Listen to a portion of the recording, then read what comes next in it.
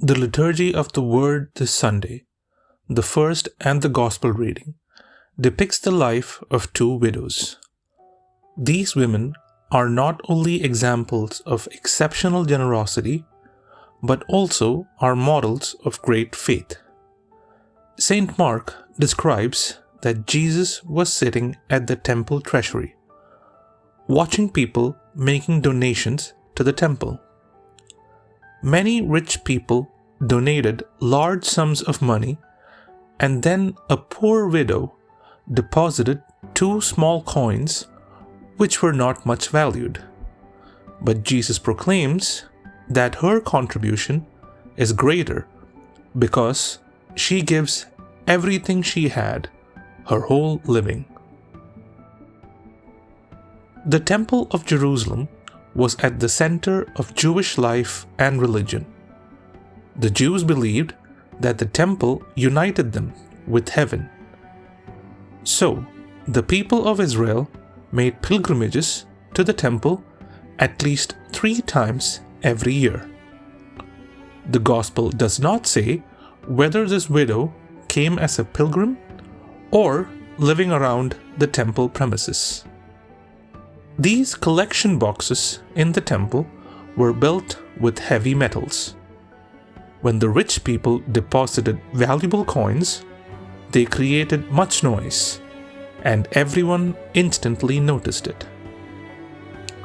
The donors enjoyed the satisfaction from the envious look of the people.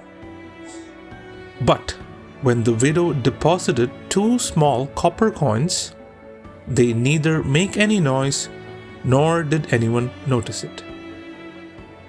The donation of the widow, not making much noise, is symbolic of her life. The society did not give much value to her, and no one cared whether this woman lived among them. But now, her small coins created some noise in heaven when Jesus noticed her. Prophet Isaiah writes, "The lowly shall again find joy in the Lord. The poorest rejoice in the Holy One of Israel." During this era, a widow had to depend on her son or male relatives for her survival.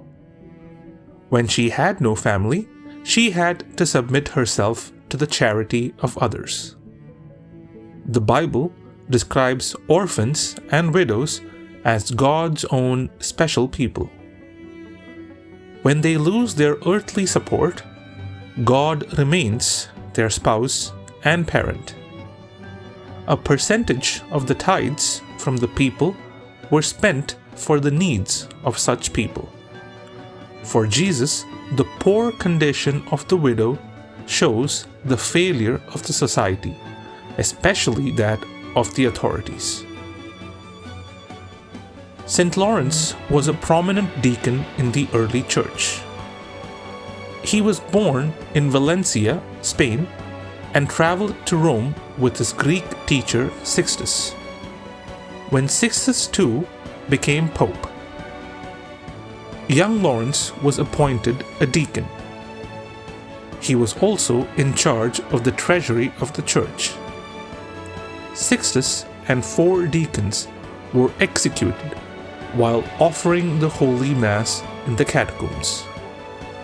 Then the Roman prefect asked Lawrence to hand over the treasure of the church, expecting a large sum of money. He requested 3 days for this and then went back to distribute everything to the poor. On the 3rd day, he appeared before the prefect with a small delegation. St. Lawrence presented the crippled, the blind, and the suffering, and declared, "The church is truly rich, far richer than your emperor." Lawrence was tied on top of an iron grill and thus received the crown of martyrdom on 10th August 258. My dear sisters and brothers in Christ, it is the faith and prayer of the people like the widow which sustains the life of our church. Pope Francis told a gathering of 5,000 journalists in 2013, "How I would like a church that is poor and for the poor." Our present-day situation might be different from that of Jesus. But still, there are so many people around us who need our emotional and spiritual support like that of the widow. We need to realize that the value of our life is worth more than our money and possessions. Like Jesus, we need a loving heart to treat everyone equally. Like the widow, we need a virtuous life and great confidence in the loving providence of our God.